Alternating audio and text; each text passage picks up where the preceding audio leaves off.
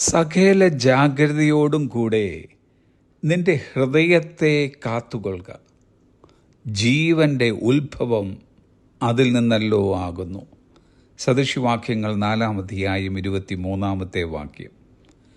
നമ്മുടെ ഹൃദയത്തെ സൂക്ഷിച്ച് കരുതേണ്ടതിൻ്റെ പ്രാധാന്യതയെക്കുറിച്ച് ഈ വേദഭാഗം ഊന്നിപ്പറയുന്നു. പലതിനെക്കുറിച്ചുള്ള ആകുല ചിന്ത ദൈവാശ്രയത്തെക്കാൾ വലുതാകുമ്പോൾ നമ്മിൽ രക്തസമ്മർദ്ദമുണ്ടാകുന്നു.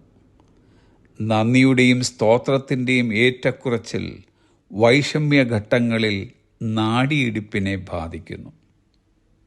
നമ്മുടെ ഹൃദയത്തെ ആരോഗ്യത്തോടെ കാത്തു സൂക്ഷിക്കേണ്ട ചുമതല നമ്മുടേതാണ്.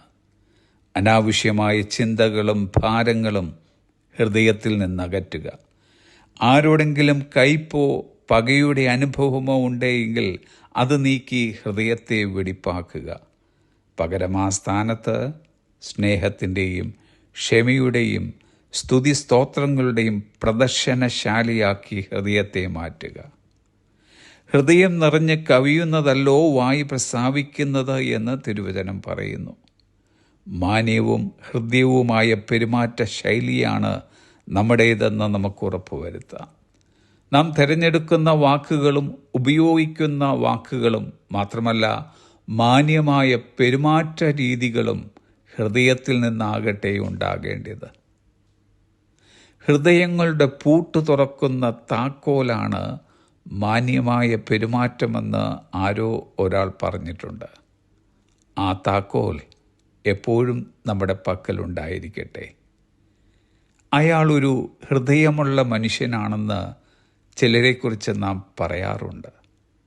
സ്നേഹത്തിൻ്റെയും അനുകമ്പയുടെയും വാക്കുകൾ മാത്രമല്ല, കാരുണ്യത്തോടുകൂടിയ പെരുമാറ്റ രീതികളും ഇങ്ങനെയുള്ളവരെ മറ്റുള്ളവരിൽ നിന്നും വ്യത്യസ്തരാക്കുന്നു.